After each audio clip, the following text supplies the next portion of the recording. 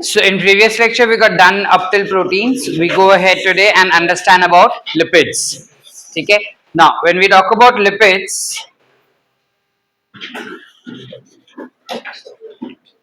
these are the components. Yes, these are fatty acids. We know that lipids are micromolecules. Why do we say them to be as micromolecules? Because their molecular weight is always less than, and that's why they are classified to be as micromolecules. However, they will be found in retentate, which is nothing but acid insoluble fraction.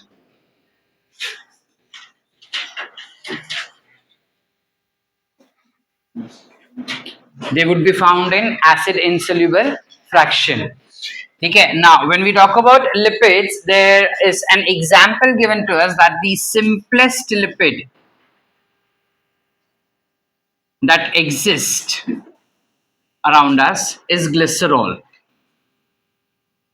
Simplest lipid that exists is glycerol. Now, when we talk about glycerol, ideally, though our NCERT states that simplest lipid is glycerol, but that is false. It is rather an alcoholic sugar. It is not a lipid. Okay, but then since your NCERT gives it to be as a simplest lipid का example, we consider it to be as simplest lipid and understand it like that. इस particular simplest lipid का formula हो जाता है कुछ ऐसा, 3 carbon से बना हुआ, तीनों कार्बन के पास it will have OH group. Is my valencies satisfied? No. So they will be satisfied with the help of hydrogen. So we'll have H2, H and H2 over here. This becomes the structure for glycerol molecule. Now, when we talk about glycerol, if I have to give more correct term to it, which is scientific term to it, I will say that it is having 3 hydroxyl group. Thus, it is trihydroxy. And it is composed of 3 carbon with single bond between them. So, it is tricarboxy propane. We can also call it as tricarboxy. Yes, we can call it as trihydroxy propane. Are we clear up till here? Apart from that, lipids will also have fatty acids present in them. Now, when we talk about fatty acids, these are ideally chain of, it is rather a long chain of hydrocarbon compounds. यानी hydrocarbon का एक बड़ा सा chain बनता है और वो chain is nothing but your fatty acids. So when we discuss about fatty acids in a little bit more detail, they can be of 2 types. Fatty acids can be saturated or fatty acids can be unsaturated. Right? When we talk about saturated and unsaturated hydrocarbon fatty acids, saturated meaning क्या हो जाएगा इसके पास? Carbon carbon single bond. Unsaturated will have pretty obvious over here. So based on this concept, saturated hydrocarbons are basically solid at room temperature and it will have high melting point as well as high boiling point. Whereas when we talk about unsaturated fatty acids, they are liquid at room temperature, having lower melting point and boiling point. Obvious है वो चीज. With this regard, when we talk about saturated fatty acids, what are the examples of saturated fatty acids? So example of saturated fatty acids given in our NCERT is palmitic acid, which is composed of 16 carbon. And unsaturated fatty acids का example हो जाएगा arachidonic acid, which is composed of 20 carbon. Are we clear up till here? Yes or no? Yes. ठीक है. अब जब हम बात करते हैं सैचुरेटेड और अनसैचुरेटेड फैटी एसिड्स का, which according to you can be considered to be as healthy fatty acids? Why unsaturated becomes healthy fatty acid for us? Why did we say unsaturated fatty acids are healthy? Saturated healthy है. Why saturated is healthy? Why?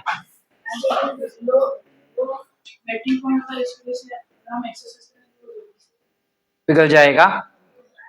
But वो liquid ही होता है ना room temperature पे, तो पिघला हुआ ही है. पिघले हुए को और कितना पिघलेगा? It's true. Unsaturated fatty acids are more healthier for us as compared to saturated, because whenever a lipid enters inside your body, that lipids tends to get broken down and produce energy. Yes or no? वो lipid जब टूट के energy बनाना चाहता है तब generally उसको पहले oxidise किया जाता है. Your body tends to oxidize this lipid first and then break it down with the help of enzymes. Now, when I say your body is oxidizing lipid, what do you understand by the term oxidation of lipids?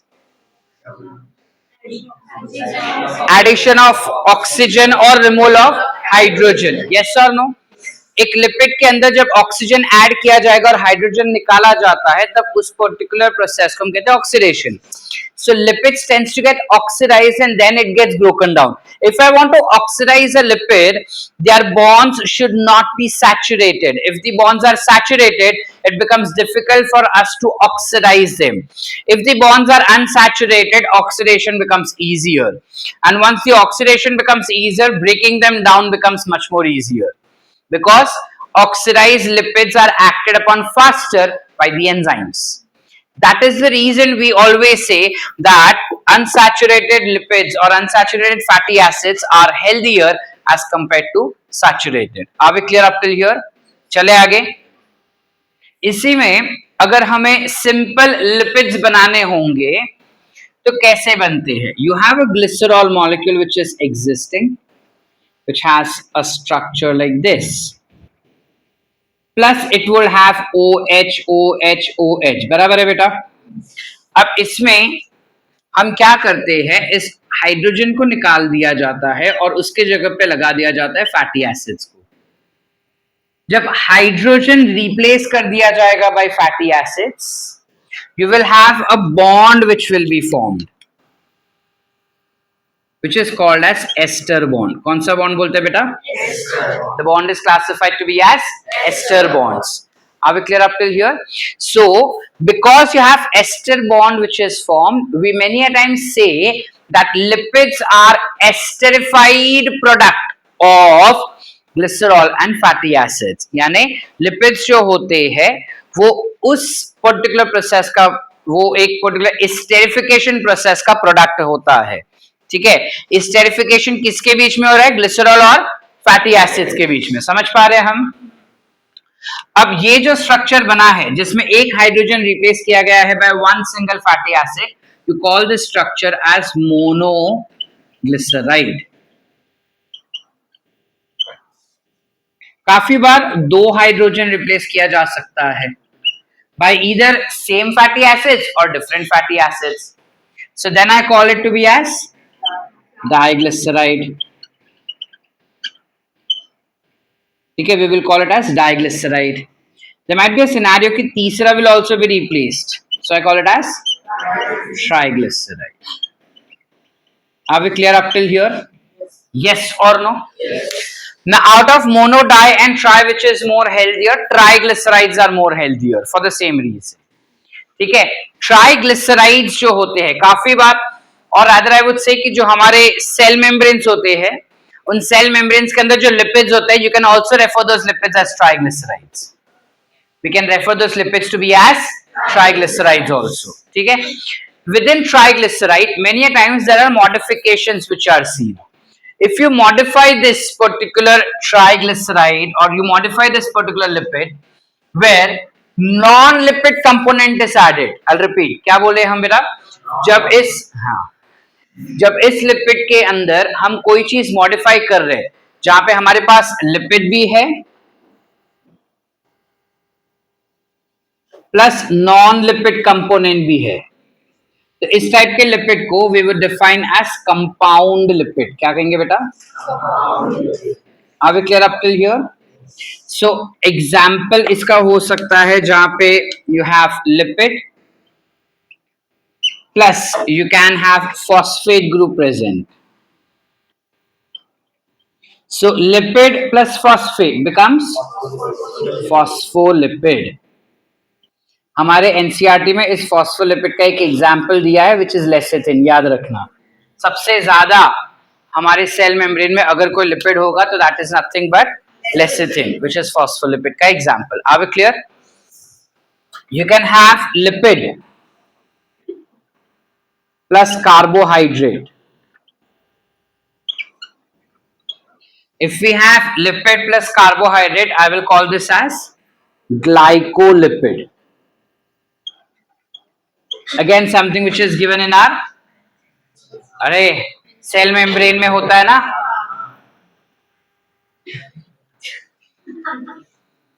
Better movie देखने नहीं आया. You can have lipid plus protein. I will call it as lipoprotein, lipoprotein or lipoprotein, whatever you pronounce it as. Are we clear up till here? Everyone? Any doubts? Sort है बेटा. ये अलग अलग type के lipid जैसे हो सकते हैं. कुछ लिपिड्स होते हैं which are also called as complex lipid. For example, you have something called as steroids. Steroids में we have an example of cholesterol. This is again very very important for us. Why is it important for us? Because it tends to perform lots of different functions inside your body. What are the different functions that it perform in your body? Firstly, जो हमको पता है क्या है वो? It tends to maintain fluidity of cell membrane. बराबर है बेटा? Secondly, formation of, कैसे बता?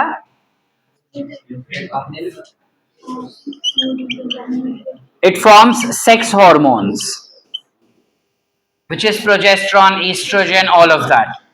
Other than that, it synthesizes vitamin D. So ऐसे इसके अलावा और भी काफी सारे काम होते हैं कोलेस्ट्रॉल के हमारे बॉडी में, बट ये these are the basic work that it tends to perform in your body.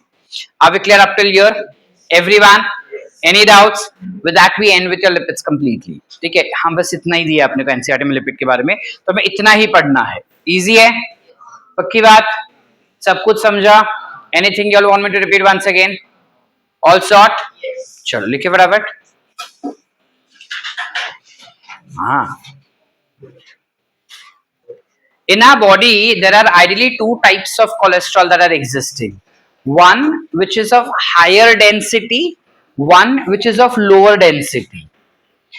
ठीक है ना. Depending on their density, we classify. Now this is an extra knowledge, not for your मतलब तुमको आएगा ये कॉन्सेप्ट, बट एनसीईआरटी में इतना clearly mention नहीं किया इसके बारे में, तो तुम समझ लो क्या है, सो दैट तुमको डिग्री में ये चीज हेल्प कर सकता है या डे टू डे लाइफ में भी हेल्प करेगा. दो टाइप के लिपिड्स होते हैं, एक होता है गुड लिपिड्स, या दो टाइप के कोलेस्ट्रॉल होता है, एक होता है गुड कोलेस्ट्रॉल, एक होता है bad cholesterol. So depending on their density, you can say good cholesterol or bad cholesterol. If the density is high, the cholesterol is good. If the density is low, the cholesterol is bad. Why is that so? Good density वाला, higher density वाला जो cholesterol रहता है, that is involved in synthesis of, like it performs all of this function. But जो lower density वाला cholesterol होता है वो ज्यादा दूर तक नहीं जा पाता, जिस वजह से हार्ट से जब वो पंप होता है तो आर्टरी के आसपास ही जाके वो चिपक जाता है. आर्टरी के आसपास जाके वो चिपक जाता है, तो चिपक के वहां पे काफी सारे WBCs भी एक्ट करते हैं, उसको निकालने का कोशिश करते हैं, but by the time WBC उसको निकाले दूसरा कोलेस्ट्रॉल आ जाता है. फिर WBC निकालने का कोशिश करता है, दूसरा कोलेस्ट्रॉल आ जाता है, तो WBC बोलता है भाड़ में जा, तू बैठा रहे उधर. समझे? जिस वजह से you have blockage which is been, मतलब बोलते हैं ना कि तुम्हारे आर्टरीज ब्लॉक हो गए, वो कुछ इस रीजन से होते हैं. हाँ ठीक.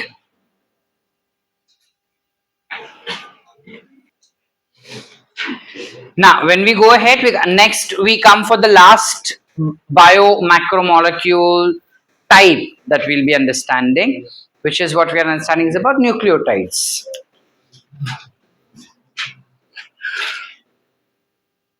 That is nucleic acid. What are nucleic acids? Correct. Nucleic acids are nothing but DNA and how were they discovered very firstly? So एक साइंटिस्ट था जिसका नाम था फ्रेडरिक मिशेल. मिशेल नहीं, मिशेल. ये जो पर्टिकुलर साइंटिस्ट था 1869 में वो पस सेल्स पे काम कर रहा था. जब वो पस सेल्स पे काम कर बस अभी जब वो पस सेल्स पे काम कर रहा था तब उसने नोटिस किया कि सेल्स के एग्जैक्ट सेंटर में न्यूक्लियस है और उस न्यूक्लियस के अंदर कुछ तो केमिकल है, वो उसने नोटिस किया. क्योंकि ये केमिकल न्यूक्लियस के अंदर था, उसने इस केमिकल का नाम डाल दिया न्यूक्लिन, जो बाद में जाके हमको पता चला कि ये तो एसिडिक है, इससे इसका नाम आ गया न्यूक्लिक एसिड. अब ये nucleic acid is ideally a polymer. We know what is polymer बेटा? What is polymer? जब छोटे छोटे मोनोमर्स जुड़ जुड़ के बड़ा चेन बनाते हैं उसे हम कहते हैं polymers.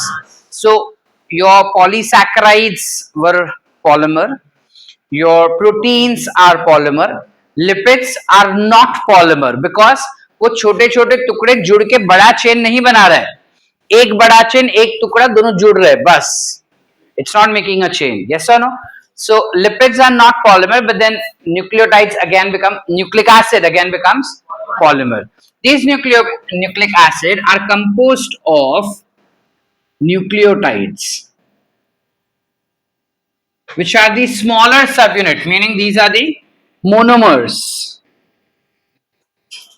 of nucleic acid, which is actually composed of two things, which is nucleoside plus phosphate. ठीक है, बट इसके बारे में थोड़ा बाद में देखते हैं. न्यूक्लियोटाइड का जो स्ट्रक्चर होता है उसमें तीन कंपोनेंट्स है.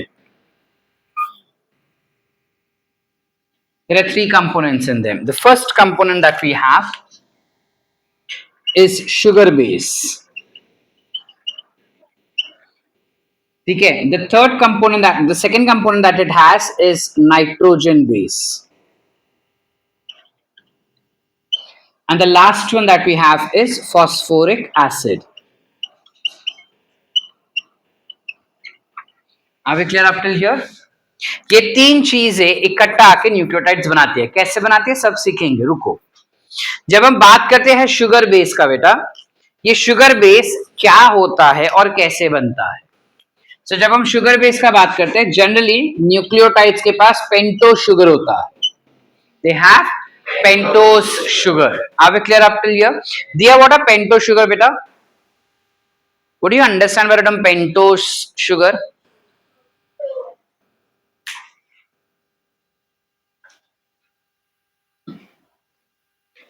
Rashi, what are pentose sugar beta? Purva, what is pentose sugar?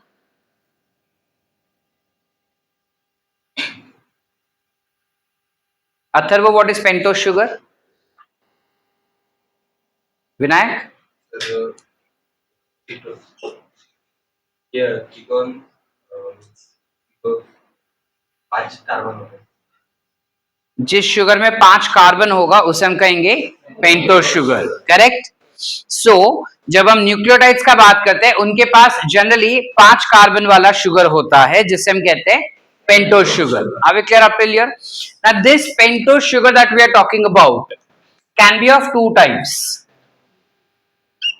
या तो वो पेंटोस शुगर राइबोस हो सकता है या फिर ये पेंटोस शुगर हो सकता है 2-deoxy ribose sugar.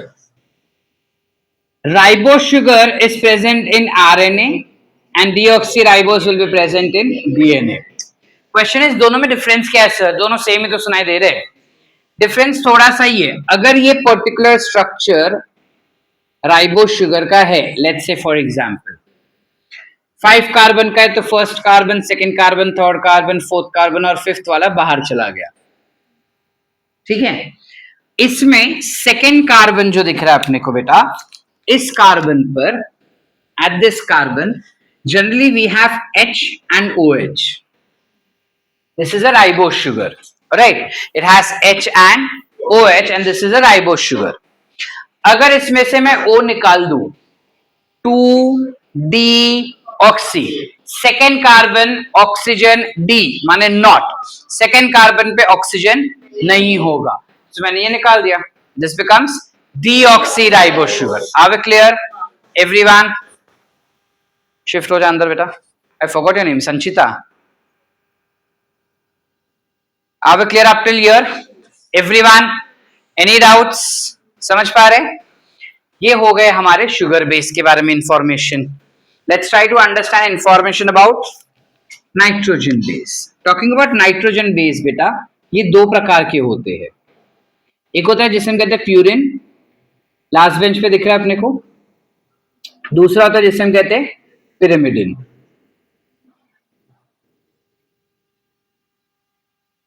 You have something called as purine and something called as pyrimidine.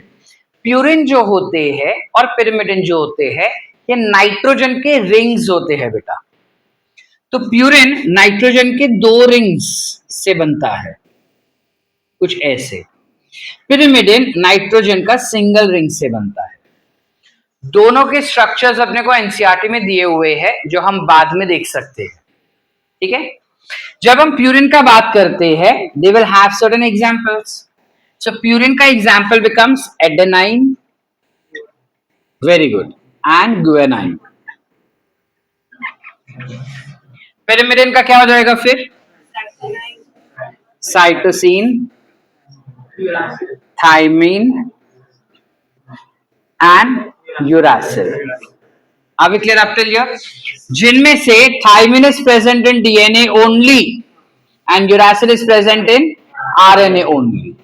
और इन स्ट्रक्चर्स को हम प्यार से A, G, C, P, U करके एब्रिविएट कर सकते हैं। Are we clear up till here? Lastly, we have something called as phosphoric acid. Phosphoric acid is H3PO4. बस और कुछ नहीं। ठीक, सब ठीक? Any doubts? क्या बोले हम बेटा? फ्रेडरिक मिशर नाम का एक साइंटिस्ट था जो पस सेल्स पे काम कर रहा था। कौन से साल में? 1869 में। उसने देखा कि पस सेल के न्यूक्लियस के अंदर कुछ केमिकल है, उन केमिकल का नाम डाल दिया न्यूक्लिन। इस न्यूक्लिन को जब स्टडी किया तब पता चला वो एसिडिक है, तो वो बन गया न्यूक्लिक एसिड। न्यूक्लिक एसिड जो होते हैं वो होते हैं polymers, polymers of smaller monomeric unit. What is the monomeric unit here? Nucleotides. Nucleotides तीन कंपोनेंट से बन रहे, कौन से वो? Short, sugar base will always be a pentose sugar only, ठीक है। और पेंटोस शुगर में change, it can either be ribose और इट कैन बी डीऑक्सीराइबोस। अगर राइबोस हुआ मतलब वो आरएनए का न्यूक्लियोटाइड है, डीऑक्सीराइबोस हुआ तो डीएनए का न्यूक्लियोटाइड है, ठीक है। इसके अलावा it also has nitrogen base which includes purines and pyrimidine के रिंग, मतलब nitrogen rings, purines and pyrimidine. Purine will be double ring, pyrimidine will be single ring. So purine का एग्जांपल हो गया एडेनाइन, गुआनाइन, और इसका हो गया, और बाकी बच्चा अपना फास्फोरिक एसिड। आसान? जे को डाउट है? चले आगे। शक्ल क्यों ऐसी बनाया है जैसे कुछ नहीं समझा? जब हम इसका स्ट्रक्चर देखें कि ये स्ट्रक्चर एग्जैक्टली कैसे बन रहा है न्यूक्लियो अपना डीएनए का या न्यूक्लियोटाइड का, पहले देख लेते हैं। तो न्यूक्लियोटाइड के फर्स्ट कार्बन पे ना बेटा एक केमिकल लगाया जाएगा which will be nitrogen base. So nitrogen base attaches to the sugar base on first carbon by a particular bond which is called as glycosidic bond. कौन से बॉन्ड से बनेगा बेटा? कौन से बॉन्ड से बनेगा ये? कौन से बॉन्ड से बनेगा? Are we clear up till here? संकेत, can you help me understand glycosidic bond हम पहले भी पढ़े थे या नहीं? कभी सुना है हमने ये पहले? पढ़ा है? किसके रिस्पेक्ट में पढ़ा है हमने? This bond binds to which particular chemicals? I don't want you to see.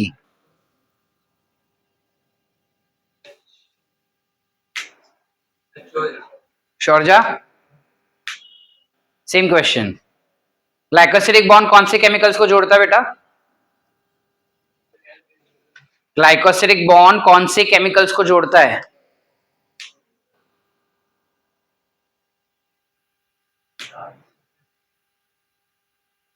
साची, ग्लाइकोसिडिक बॉन्ड कौन से केमिकल्स को जोड़ेगा? नेक्स्ट पीछे.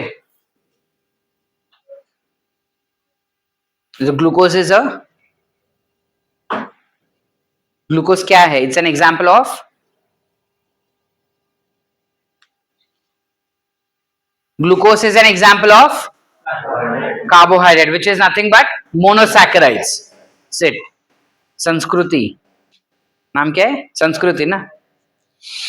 It is an example of carbohydrate. Monosaccharides होते. So monosaccharides are linked together by a bond called as glycosidic bond. Are we clear up till here बेटा? Everyone? Any doubts? वैसा ही same bond हमको यहाँ पे भी बन के मिलता है, इसलिए हम इसको नाम दे देते हैं ग्लाइकोसिडिक बॉन्ड. ठीक है. अब इसमें अथरो मुझे पूछेगा सर अल्फा या बीटा?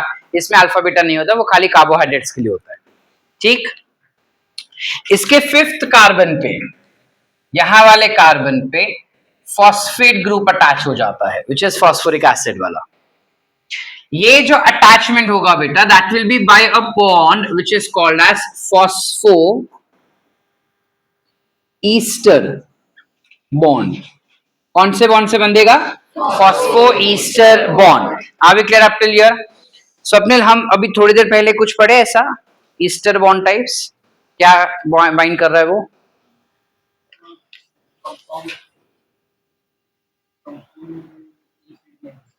कंपाउंड लिपिड्स में होता है ये बॉन्ड. अच्छा ईशान. सर वो मोनो ग्लिसराइड्स में जब वो OH के OH होते हैं ना वो साइड चेन्स में, वो उसमें से H बदल के वहाँ पे फैटी एसिड्स होते हैं. वो किसके OH होते हैं? किस कंपाउंड का है वो OH?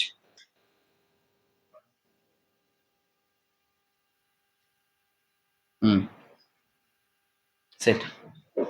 तेरे को नहीं बोला सेट में. When glycerol binds to fatty acids, it binds with the bond called as it binds with a bond called as so it's an esterification reaction, meaning we can have esterification at both the places, which is lipids as well as nucleotides. Lipids esterification के बाद activate हो सकता है, ये हो सकता है कि activate नहीं. इसका esterification के साथ साथ we want glycosidic bond also. समझ पा रहे हैं क्या? नहीं समझे? This becomes the structure of your nucleotides. I hope the concept is clear. इसमें से अगर मैं फॉस्फेट निकाल दूं तो क्या बचा बेटा? अरे बॉन्ड नहीं गधड़े लोग. केमिकल कौन से बचे? Nitrogen base and thank you. Sugar और नाइट्रोजन बेस बचा ना. किस दुनिया में हो? नहीं समझ रहा हम क्या पढ़े वो? वंस मोर ऐसा बोलो ना कि नहीं समझा करके.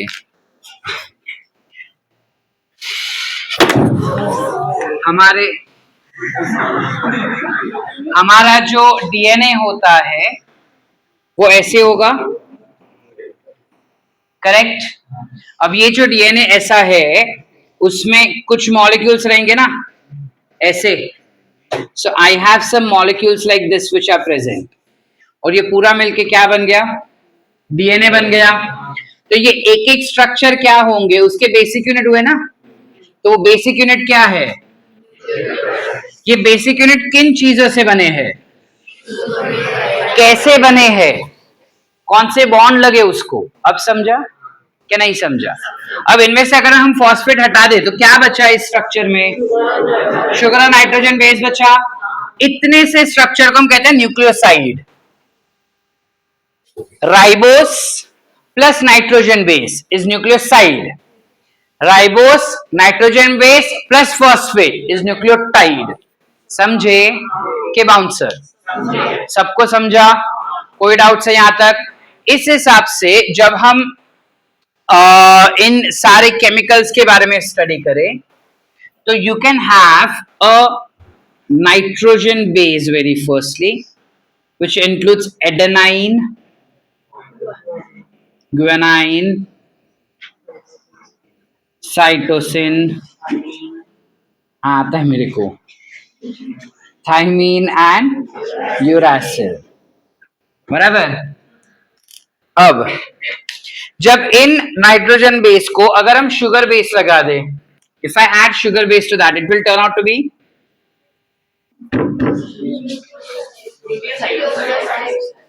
नाइट्रोजन बेस को शुगर लग गया तो क्या बना, क्या बना, क्या बना, what is nucleoside, what is nucleoside, ये सब क्या है, इसको शुगर लग गया तो क्या बनेगा, थैंक यू।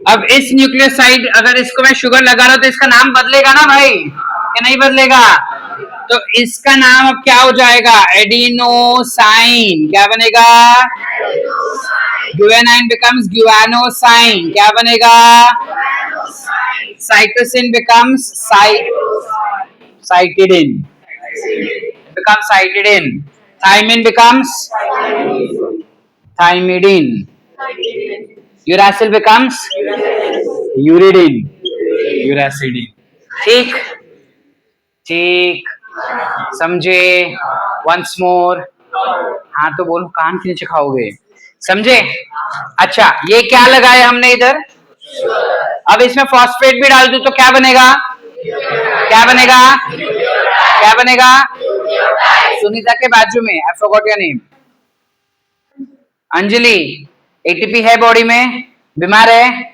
तो वापरना, किसके लिए बचा रही है, क्या बनेगा अभी, फॉस्फेट डाला तो क्या बनेगा, हाँ सेट, सब हमारे क्या बन गए बेटा, तो इन्हीं स्ट्रक्चर्स के न्यूक्लियोटाइड बन जाने के बाद नामकरण करना होगा ना, तो इनके नाम क्या हो जाएंगे, adenosine becomes adenylic acid, this becomes guanilic acid, this becomes cytidilic acid, this becomes thymidilic acid, and this becomes uridylic acid. Are we clear, everyone? Any doubts, all sort, यहाँ तक कंटेंट क्लियर है, ये match the column में या फिर fill the table या give the correct match, incorrect match 5 marks दान दे के नहीं लिखे।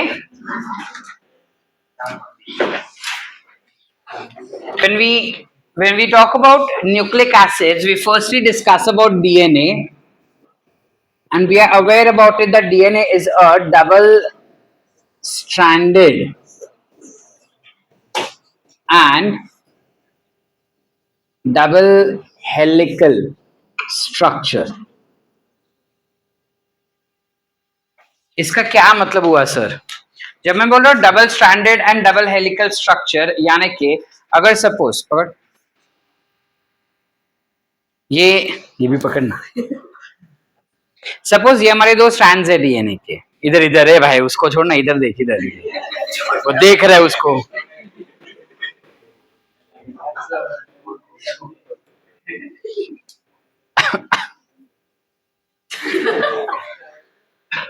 if these are the 2 strands of DNA, इसको ये हमने कॉइल किया, this becomes single helix, of course they are double stranded, 2 धागा है इसलिए, but this becomes single helix where they are coiling around themselves, and post that if you see this gets coiled further, अगर मैं इसको और ज्यादा coil करूँ ना तो ये अपने आप coil बनते जा रहे हैं, can you see that, you see this is double helical structure, समझे, yes or no, yes. Now with respect to that concept, DNA is said to be anti-parallel strand.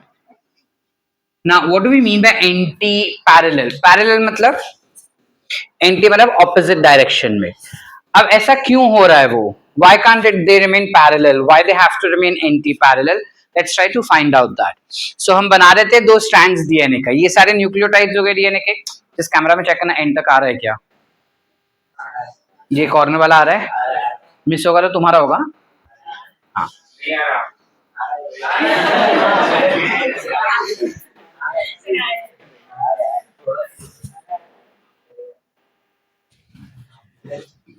सुनो, ये हमारा एक पर्टिकुलर डीएनए स्ट्रैंड बनाने को जा रहे हैं हम, जिसमें there are lot of nucleotides which are existing. ये न्यूक्लियोटाइड्स के फर्स्ट कार्बन पे you will have what is attached, है ना, नाइट्रोजन बेस। तो कोई भी हो सकते हैं, it can be A T G C G T T A C T T A C T G G C T A, कुछ भी हो सकता है, कोई भी सीक्वेंस में हो सकता है। बी नहीं होता बेटा, बी नहीं होता है, डी भी नहीं होता है। आवे क्लियर? जबकि इसके फिफ्थ कार्बन पे फॉस्फेट लगा होगा, यस और no?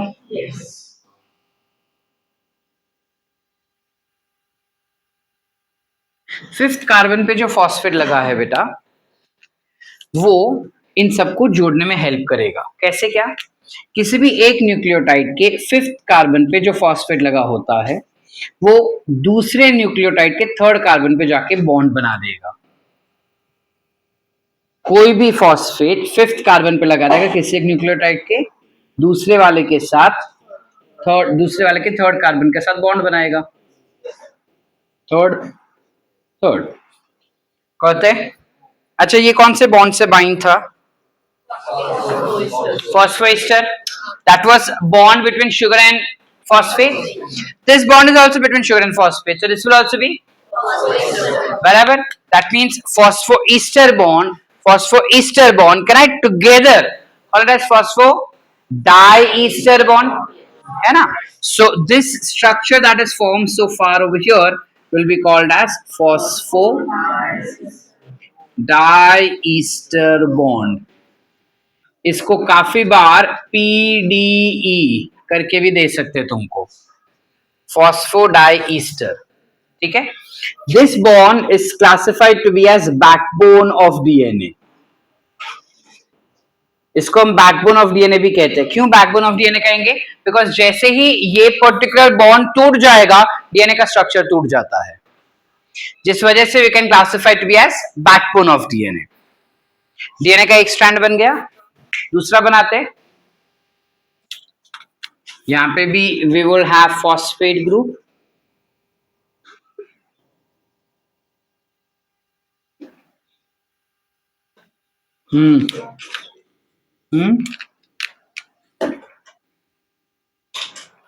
which will be attached to which carbon?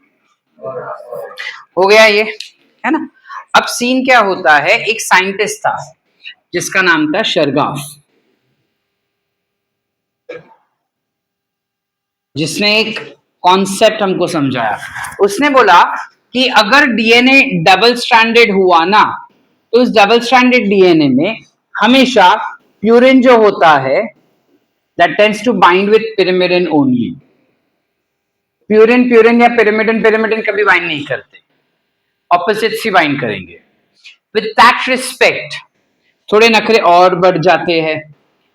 Adenine और guanine are purines, thymine and cytosine are pyrimidines. Uracil DNA में नहीं होता। ठीक है? ए बोलता है मैं टी के साथ ही बाइंड करेगा, जी बोलता है मैं सी के साथ ही बाइंड करेगा। A will always bind with T, G will always bind with C. Are we clear? So अगर यहां पे इस लोकेशन में हम ध्यान से देखें, ए के सामने क्या आना चाहिए बेटा?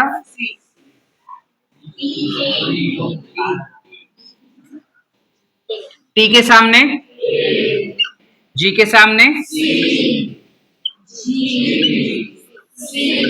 आसान। एंड एज वी सेड, ए और डी के बीच में डबल बॉन्ड हो जाएंगे, जी और सी के बीच में। बॉन्ड कौन से है ये? Correct. These are hydrogen bonds. अभी clear? These are hydrogen bonds. तो हमारा कॉन्सेप्ट इज एंटी पैरेलल क्यों होते हैं सर? जो न्यूक्लियोटाइड्स होते हैं वो एक दूसरे के साथ हाइड्रोजन बॉन्ड्स बना रहे हैं. जब उनको हाइड्रोजन बॉन्ड्स बनाने होंगे एक दूसरे के साथ, दे उनके वो हाइड्रोजन जो बॉन्ड बनाने वाले वो एक दूसरे के सामने खड़े होने चाहिए ना. समझ पा रहे? लाइक अगर मैं चाहूं कि ये वाला पेन के सामने ये ढक्कन लगना चाहिए, तो अगर ये ऐसे लगा बंद ही नहीं होगा. I want them to be like this, तो ये बॉन्ड बनेगा उनके बीच में. Likewise, for two nucleotides or for two nitrogen bases to bind with each other by hydrogen bonds, they need to be, one of them need to be opposite. Both cannot be at the same angle, one has to be at the opposite angle. जिस वजह से DNA का पूरा दूसरा strand ही हम opposite angle पे लग देते हैं. समझे कि नहीं समझे? Yes or no बेटा? Once more or understood? Everyone? Vinayak, जो दो है ए और टी है वो दोनों हाइड्रोजन बॉन्ड से बाइंड करेंगे. तो जो ए वाला मॉलिक्यूल होता है उसका कुछ स्ट्रक्चर है जिसमें हाइड्रोजन बॉन्ड्स या हाइड्रोजन बॉन्ड बनाने वाले हाइड्रोजन फेस कर रहे हैं. ये भी सेम डायरेक्शन में फेस कर रहा है. तो अगर मैं दोनों सामने सामने रखूं ना तो वो बॉन्ड नहीं बना पाएगा. जब मैं इसको उल्टा कर दूं ना तब they will be able to bind with each other, because only then it tends to face. मतलब अगर ये ऐसा है स्ट्रक्चर,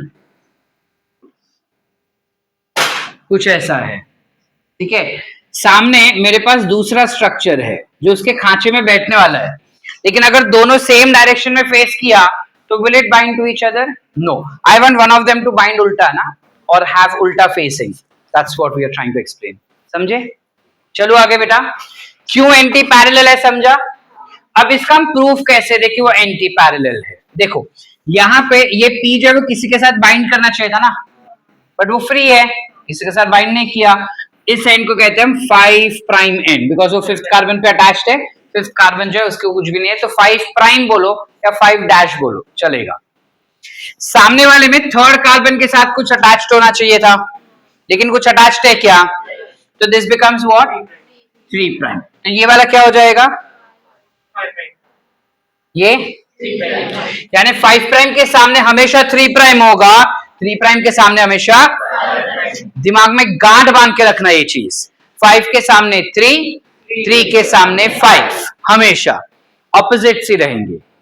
अगर दोनों सामने सामने हो गए तो सर 3 के सामने 3 हुआ तो वो दो स्ट्रैंड एक दूसरे को बाइंड ही नहीं कर पाएगा. जब तक वो उल्टा नहीं होता तब तक वो बाइंड नहीं कर पाएंगे. ठीक? Everyone, any doubts? यहां तक बेसिक्स क्लियर है? इसके अलावा शरगाफ ने हमें यह भी बताया था कि total number of purine will always be equal to total number of pyrimidine. They said as total number of purine will always be equal to total number of pyrimidine. Are we clear? आपके लिए मतलब purine कौन से है? ए और जी. जिनो इधर ए और जी कितने हैं? 1 2 3 4 5. pyrimidine कौन से? टी और सी कितने हैं? 1 2 3 4 5. मतलब दोनों 5 हुए. यानी कि शरगाफ ने जो बोला वो सही हुआ ना, कि अगर कोई डीएनए डबल स्ट्रैंडेड हुआ तो उसमें जितने प्यूरिन होंगे उतने ही pyrimidine होंगे, जिसको मैं फ्रैक्शनली ये भी लिख सकता हूं A plus G upon T plus C will be equal to 1. Okay ना? कळतंय? डोसक्यात शिरतंय नक्की? जाऊया पुढे बेटा. अब इस हिसाब से हमारे डीएनए मॉलिक्यूल का डायामीटर क्या हो जाएगा? So the diameter is 2 nanometers, that brings up to 20 angstrom. DNA का डायमीटर कितना है? 2 nanometers, that is 20 angstrom. कहते हैं बेटा. और दो न्यूक्लियोटाइड के बीच का जो डिस्टेंस है, ये distance, that is 0.34 nanometers, which is 3.4 angstrom. Are we clear up till here? Everyone, any doubts? चलो आगे. ठीक है. और अब ये डीएनए जो है जब आगे कॉइल करेगा तब कुछ ऐसे कॉइल करेगा ना वो, यस और no, it will coil somewhat like this. जब वो कॉइल करता है तब एक जगह पे डिप्रेशन बड़ा होता है, एक जगह पे डिप्रेशन छोटा होता है।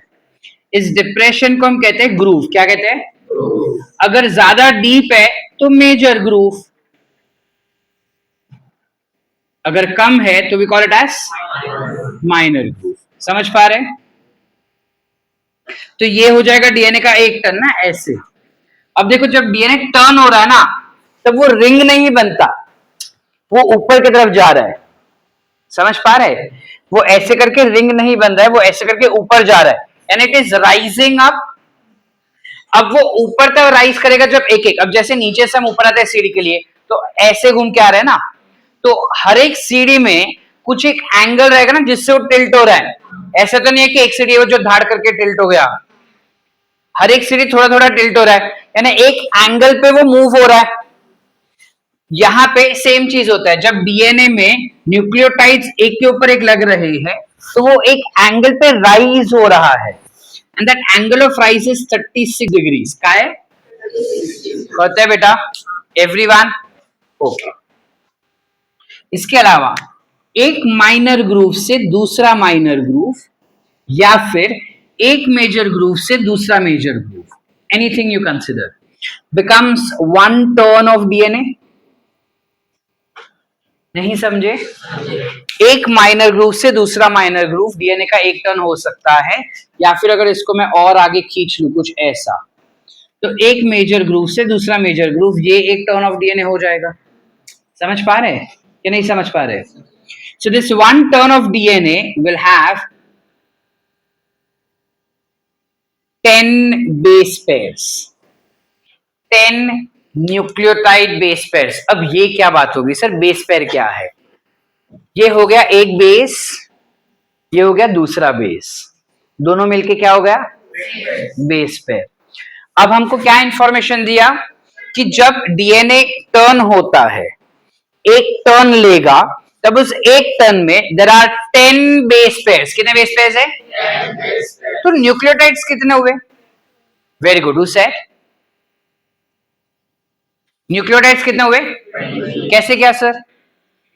पेयर ना, तो दो न्यूक्लियोटाइड मिलके एक पेयर बनाएगा ना, तो अगर 10 पेयर है तो कितने न्यूक्लियोटाइड हुए?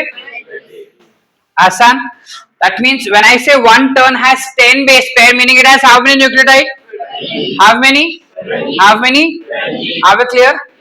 अब क्या मैं इसका डिस्टेंस फाइंड कर सकता हूं, मतलब लेंथ फाइंड कर सकता हूं? कैसे? How will I find length of this one turn of DNA? Correct, जितना गैप उसको मल्टीप्लाई बाय 10 करो, क्योंकि 10 न्यूक्लियोटाइड है ना, तो मैं मल्टीप्लाई बाय 10 कर दूंगा, तो मेरा कितना लेंथ हो जाएगा इसका? 34 एमस्ट्रॉन्ग या फिर 3.4 नैनोमीटर्स। नहीं समझे? Anyone who did not understand? नहीं समझा? देखो ये ऐसे है, सब इक्वल डिस्टेंस पे है, ठीक है। अब दो के बीच का डिस्टेंस वो बता रहा है 2 मीटर का है। हमारे पास कितने हैं? 4 है ना, मतलब ऐसे ही चलो, कितने डिस्टेंस है? 3 है, तो हमने क्या किया, उसको मल्टीप्लाई बाय 3 किया ना, बस वही सेम चीज है, सेम सेम। अगर एक का डिस्टेंस 3.4 एमस्ट्रॉन्ग है तो 10 का कितना होगा? इंटू 10। समझे कि नहीं समझा? इसके बेसिस पे तुमको न्यूमेरिकल आ सकते हैं कि अगर इतने न्यूक्लियोटाइड्स है तो बताओ लेंथ कितना है डीएनए का, या फिर डीएनए का लेंथ इतना है, बताओ न्यूक्लियोटाइड कितना है। कर पाएंगे? Everyone, any doubts? Did we understand the entire concept? Everyone, पक्का बात? चलो लिखो।